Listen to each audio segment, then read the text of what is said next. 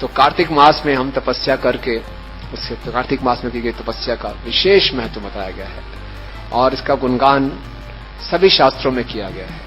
और इस व्रत का पालन करने का प्रयास करेंगे तो निश्चित रूप से हमें श्रीमती राधा रानी की बहुत विशेष कृपा मिलेगी। 12 मासों में चतुर्मासों की विशेष महत्व बताई गई है। 4 मास, ये 4 मास में बताया जाता है कि मनुष्य को ज्यादा से ज्यादा श्रवण कीर्तन करना चाहिए, भक्तों का संग करना चाहिए, सत्संग करना चाहिए। और ये 4 मास शुरू होते हैं आषाढ़ से शुरू होते हैं, आषाढ़, श्रवण, अश्विन और कार्तिक, और कई जगह एकादशी से लेकर एकादशी तक। और कार्तिक मास में भी जो अंतिम 5 दिन है भीष्म पंचक, उसमें तपस्या और बढ़ा देनी चाहिए। तो जितनी हम तपस्या बढ़ाएंगे उतना हम श्रीमती राधा रानी की कृपा को प्राप्त करेंगे। भीष्म पंचक यानी कि कार्तिक के वो 5 दिन हैं जिसमें भीष्म पितामह अपने शरीर देह त्यागने से पहले वो बहुत कड़ी तपस्या करते हैं और कड़ी तपस्या करके भगवान के दर्शन प्राप्त करते हैं देह त्यागने से पहले। उत्थान एकादशी से लेकर कार्तिक पूर्णिमा तक के जो 5 दिन हैं। और इस कार्तिक महीने में हम देखते हैं बहुत सुंदर सुंदर उत्सव आते हैं। कौन कौन से उत्सव हैं? सबसे पहले आज ही है शारदीय रास, फिर बहुला अष्टमी, राधा कुंड का प्राकट्य दिवस, और गोवर्धन पूजा, भगवान ने गिरिराज जी को उठाया, और गोपा अष्टमी, और प्रभुपाद जी का तिरुभाव दिवस, दीपावली, और दामोदर लीला हुई दीपावली के दिन, और भीष्म पंचक, और बताइए, और तुलसी शालिग्राम विवाह, हाँ तुलसी शालिग्राम, तुलसी जी का प्राकट्य भी उसी दिन होता है। तो बहुत उत्सव है और ये महीना भगवान को बहुत प्रिय है क्योंकि श्रीमती राधा रानी का महीना है।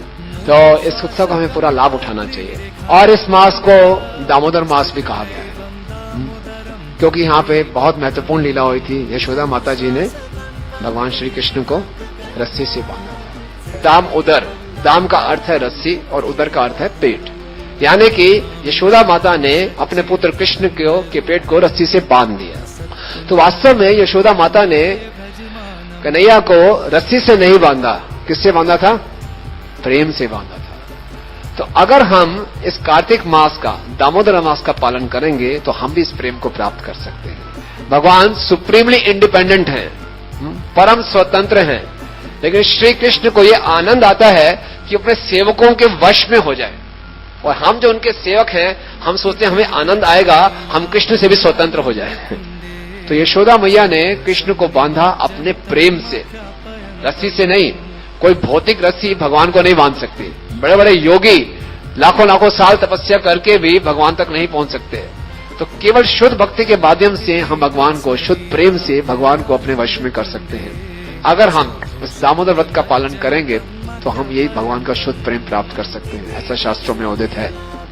तो जिस ढंग से भगवान दामोदर भक्तों को बहुत प्रिय हैं, उसी ढंग से ये दामोदर मास भी भक्तों को बहुत प्रिय है। ये दामोदर मास भगवान से अभिन्न है।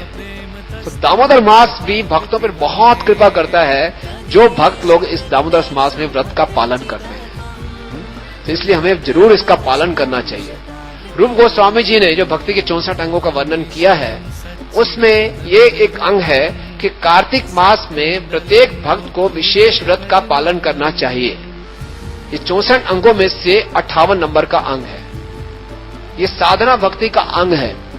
श्रील प्रभुपाद बताते हैं साधना भक्ति का अर्थ है कि इसको मना नहीं करना और इसमें कोई तर्क नहीं करना। No refusal, no arguments. Kartik मास की बहुत बहुत महिमा गाई गई है। तो भगवान निश्चित रूप से हमें भी प्रेम देंगे अगर हम इस दामोदर व्रत का बहुत सख्ती से और गंभीरता से पालन करेंगे। चैतन्य महाप्रभु सनातन गोस्वामी को ये बता रहे हैं, सर्वथा शरणापति कार्तिक आदि व्रत चतुष्पष्टि अंग यही परम महत्व। ये परम महत्व है, बहुत महत्वपूर्ण अंग है भक्ति का कि हम कार्तिक के व्रत का पालन करें। इस मास को कार्तिक मास भी कहा जाता है। तो कार्तिक शब्द का क्या अर्थ है? लेकिन गौड़ीय वैष्णव के अनुसार कार्तिक शब्द क्यों दिया गया है? क्योंकि श्रीमती राधा रानी का नाम क्या है? कार्तिका कुमारी, यानी कि श्रीमती राधा रानी की माता क्या नाम था? कीर्तिदा। तो उनकी पुत्री हैं तो कार्तिका कुमारी, इसलिए कार्तिक मास श्रीमती राधा रानी का मास है। प्रत्येक जीव की सेवा कृष्ण को हम स्थानांतरित होती है श्रीमती राधा रानी के माध्यम से। और श्रीमती राधा रानी कृपामय है, करुणामय है। श्री कृष्ण करुणा के सागर हैं, श्री कृष्ण के अंदर करुणा है और श्रीमती राधा रानी करुणा और प्रेम की रूप की मूर्ति है, करुणामय है। तो श्रीमती राधा रानी की करुणा को हम आकर्षित कर सकते हैं इस मास का पालन करके, इस मास में व्रत का पालन करके। बहुत कृपा हमें प्राप्त होगी, बहुत कृपा प्राप्त होगी। श्रील प्रभुपाद बताते हैं कि और श्रीमती राधा रानी श्री कृष्ण को रिकमेंड कर दे कि इस भक्त को आप अपने शरण में ले लीजिए। प्रभुपाद बताते हैं कि मूर्ख से मूर्ख भक्त भी क्यों ना हो, कृष्ण उसको एक्सेप्ट कर लेते हैं। मूर्ख से मूर्ख, तो बहुत स्कोप है हमारे लिए। किसी न किसी ढंग से हम श्रीमती राधा रानी को आकर्षित कर लें, उनकी कृपा को आकर्षित कर ले, तो मूर्ख से मूर्ख भक्त को भी श्रीमती राधा रानी बोल देंगी ले लीजिए इनको शरण में, भगवान ले लेंगे।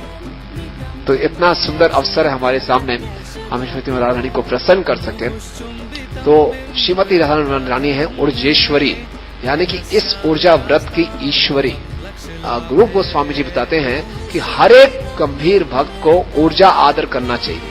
इस कार्तिक व्रत को, ऊर्जा व्रत को हमें रिस्पेक्ट देनी चाहिए, आदर देना चाहिए। और ऊर्जा व्रत का आदर देने का अर्थ है कि ऊर्जा व्रत का हमें पालन करना चाहिए। जब ऊर्जा व्रत का हम पालन करेंगे तो ऊर्जेश्वरी श्रीमती राधा रानी को हम प्रसन्न करेंगे, और श्रीमती राधा रानी के प्रसन्न करके हम भगवान श्री कृष्ण को प्रसन्न कर सकते हैं, उनके समीप जा सकते हैं। और ये कार्तिक मास इतना करुणामय है, ये एक बहाना ढूंढ रहा है भक्तों पे कृपा करने की। भगवान केवल बहाना ढूंढ रहे हैं और कुछ नहीं। भगवान कृपा देना चाहते हैं, चाहे योग्य है अयोग्य है, कैसा भी कोई व्यक्ति है उसको कृपा मिल जाएगी। गोस्वामी जी बताते हैं कि कार्तिक मास में कोई मजाक में ही वृंदावन में थोड़ी सी सेवा कर दे, मजाक में ही, तो उसको क्या हो जाता है, कृष्ण प्रेम प्राप्त हो जाता है। वो बताते हैं स्वल्प उरुक्रमा, इस मास में वृंदावन में स्वअल्प, बहुत थोड़ी सी सेवा कोई भी करता है, उरुक्रमा, बहुत बड़ा परिणाम मिलता है। भगवान अपने किसी भी बद्ध जीव को भुक्ति दे देंगे, भोग के बड़े साधन दे देंगे। मर्सिडीज गाड़ी मिल गई, ठाकुर जी की बड़ी कृपा हो गई। छोटे फ्लैट से बड़ी कोठी में पहुंच गए, ओहो बहुत कृपा हो गई, है ना। तो भगवान प्रेम किसी को भी नहीं देते, भुक्ति मुक्ति दे देते हैं। लेकिन कार्तिक मास में वृंदावन में, मथुरा मंडल में कोई मजाक में भी थोड़ी सी सेवा कर देता है तो भगवान उसको कृष्ण प्रेम दे देते हैं। आप सोचिए, इससे लगता नहीं कि भगवान बहाना ढूंढ रहे हैं। कोई लॉजिक नहीं है, है ना, कोई तर्क किसी द्वारा हम समझ नहीं सकते, है ना। भगवान गीता में क्या बताते हैं, ना ही अभिक्रम नाश्यस्ति प्रत्यवायो न विद्यते स्वप्नवस्य धर्मस्य त्रायतो महतो बयात। कोई थोड़े से भी धर्म का पालन करते हैं, भगवान उसकी बड़े से बड़े भय से रक्षा करते हैं। तो इस कार्तिक मास में कोई थोड़े से भी सेवा कर देता है तो भगवान केवल भय से रक्षा ही नहीं करते, बड़े से बड़ा परिणाम दे देते हैं, बड़े से बड़ा फल दे देते हैं। और वो क्या है, अपना प्रेम, कृष्ण प्रेम। तो कौन मूर्ख व्यक्ति होगा जो इस ऑफर को रिजेक्ट कर देगा। हमें यही सोचना चाहिए, भगवान ने बोला मजाक में, तो हम तो मजाक ही करते रहेंगे, मजाक में मिल तो जाएगा ही, कोई बात नहीं। हमें जानते हैं तो हमको बहुत एक एक क्षण इसका पूरा लाभ उठाना चाहिए। ये मास बहुत विशेष मास है। और इस मास के महिमा के बारे में बताया गया है कि अगर कोई, जैसे हम दीप दान भी करता है, छोटी सी सेवा है, भगवान को दीप दिखाना है, दीप दान करते ही उसको क्या प्राप्त होगी, वैकुंठ लोक की प्राप्ति हो जाएगी। दीप दान करते ही हम सब इसकी कथा के जानते हैं, काफी हरि भक्ति विलास में ये कथा आती है कि एक बार जैसे एक चूहा था, भगवान के आगे दीप जल रहा था और चूहे को भूख लगी, घी खाने आया।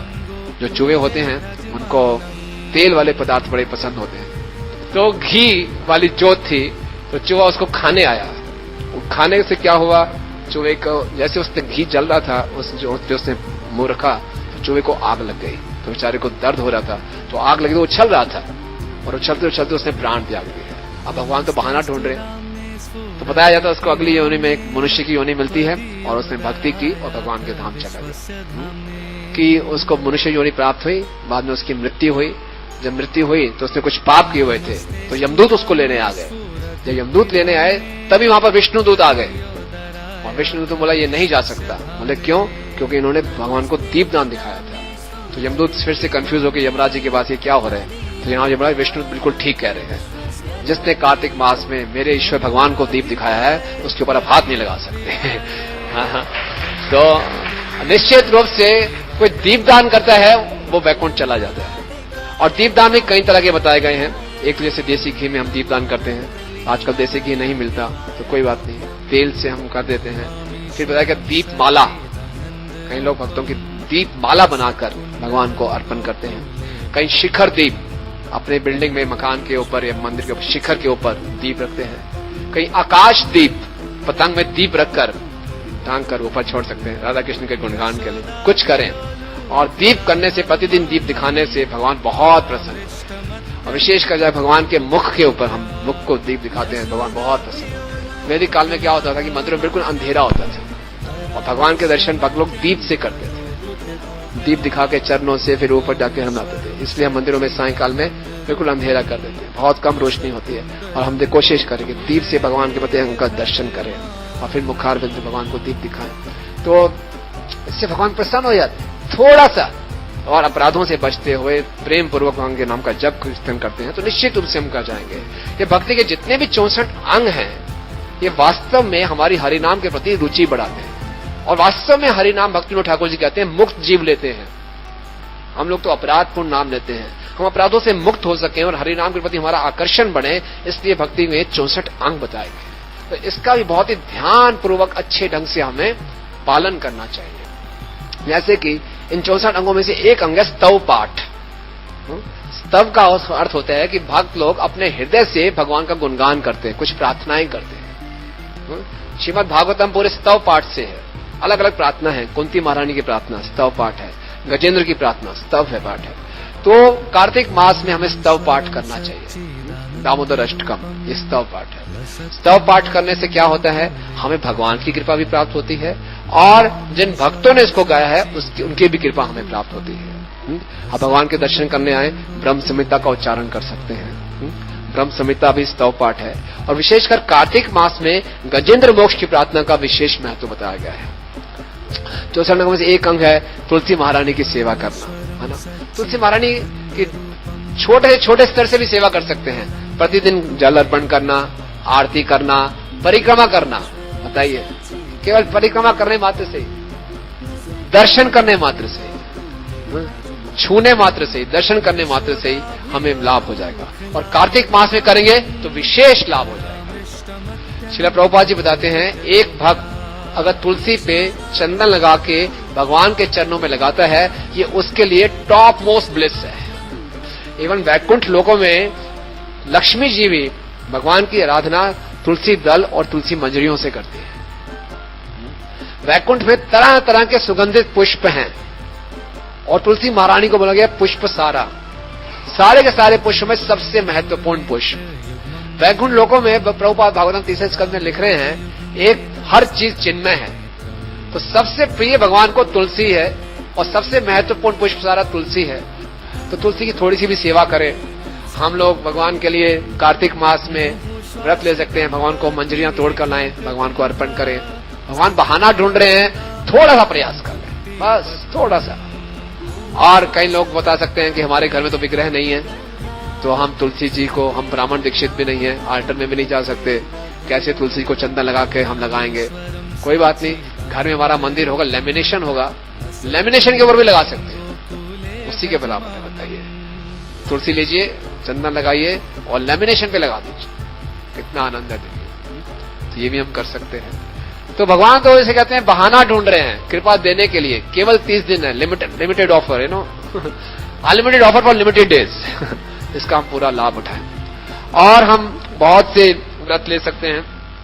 क्या करना चाहिए, अक्सर लोग ये पूछते हैं, लेकिन प्रभुपाद जी ये बता रहे हैं कि इसका मुख्य उद्देश्य ये है, सबसे बड़ा व्रत है इस कार्तिक मास में हम ज्यादा श्रवण कीर्तन करें, हियरिंग एंड चैंटिंग को बढ़ाएं। सबसे बड़ा व्रत है। कार्तिक मास की बहुत महिमा बताई गई है।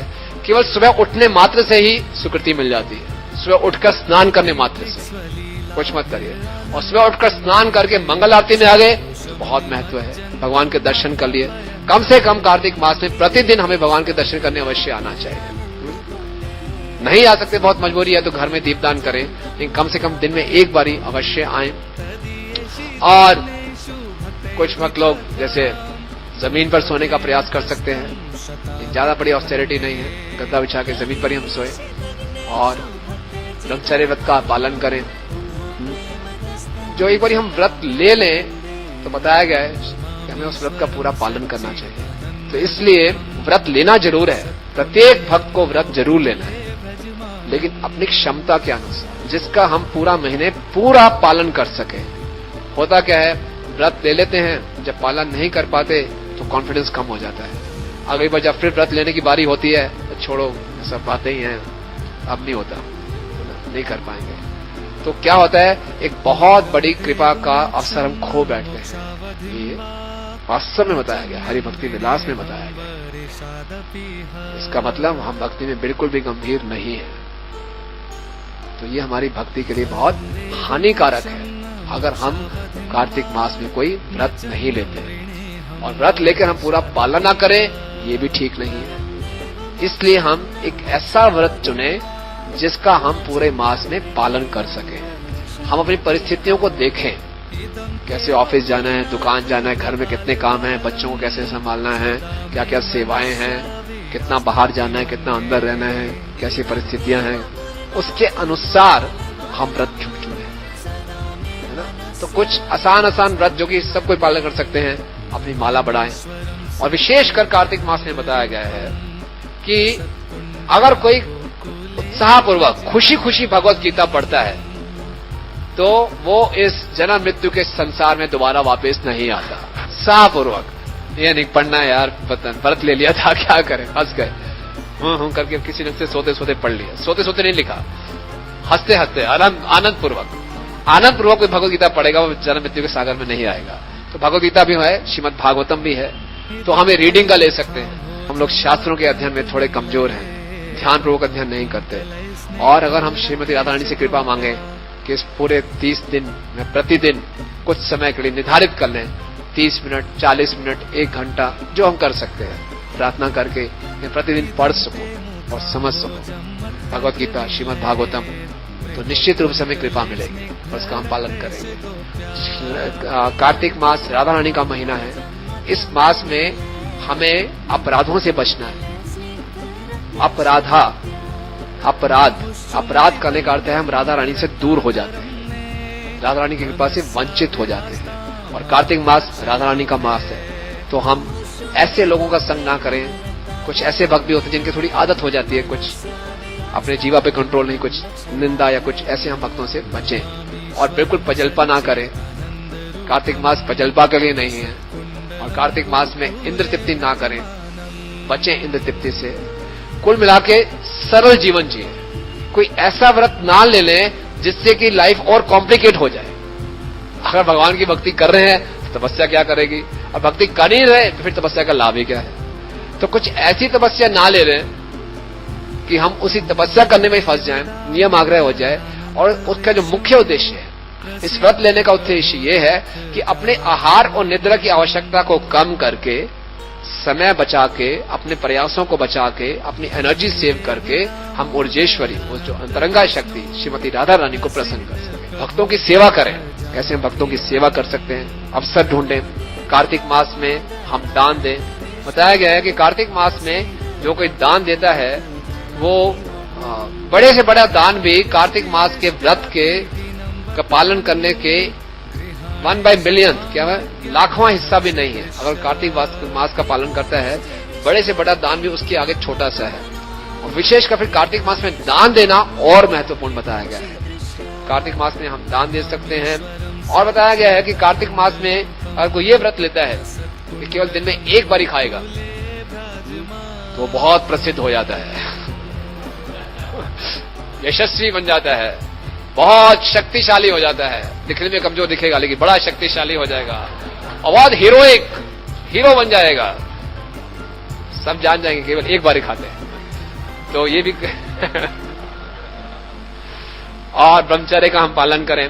और एक विशेष बहुत ही अच्छा है कि रूप गोस्वामी द्वारा रचित प्रतिदिन कोई उपदेशामृत का पाठ करें। उपदेशामृत के पाठ का इसका विशेष महत्व किया गया। भगवत गीता, भागवतम का हम श्रवण करें। भागवतम के श्रवण का लाभ बताया गया, उसको 18 के 18 पुराणों के श्रवण का लाभ मिल जाता है कार्तिक मास में, भागवतम के श्रवण मात्र से ही। तो इस ढंग से हम देख सकते हैं, हम व्रत अवश्य लें, लेकिन व्रत प्रैक्टिकल हो, व्यवहारिक हो, अपने अपने लीडर से हम कंसल्ट कर लें, लेकिन व्रत अवश्य लेना है। तो जितने भी यहाँ पे भक्ति विशाल लीडर्स हैं, अपने भक्ति विशाल में सबको बताएं, कुछ लोग नहीं आ पाए होंगे, कि हर एक पूरे समुदाय में हर एक भक्त को कुछ ना कुछ व्रत जरूर लेना है। 2 माला बढ़ा दें, 4 माला बढ़ा दें, कुछ किसी को मीठा खाना बहुत अच्छा लगता है, 1 मास के लिए मीठा त्याग दें, इससे कृपा मिलती है ना। ऐसा होगा कि अगले जैसे फिर कार्तिक मास खत्म होगा, पहले दिन हम बहुत मीठा खा लेंगे, लेकिन फिर धीरे धीरे धीरे मीठे से रुचि कम हो जाती है। किसी का और कोई ऐसा आकर्षण है जो उसको शर्मदायक स्थितियों में डाल देता है, क्योंकि हमारे जो ये भौतिक आकर्षण है हमें बहुत ही एम्बैरेसिंग सिचुएशन में कई बार ले आते हैं, भक्तों के बीच में पकड़े जाते हैं, रंगे हाथ या कुछ। तो ऐसी कमजोरियां अगर हमारी हैं, तो ऐसी कमजोरियों से बचने के लिए उसको व्रत ले सकते हैं। आगे से इस कार्तिक मास में कम से कम वो कार्य नहीं करूंगा।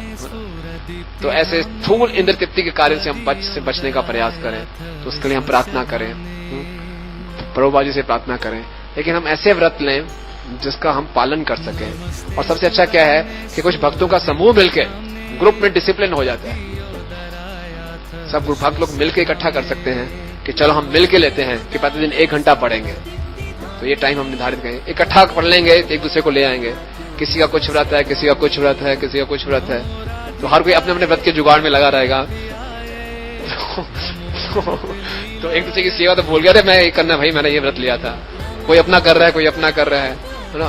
तो उससे बड़ी परेशानी हो जाएगी, ऑर्गेनाइज करने में बड़ी परेशानी हो जाएगी।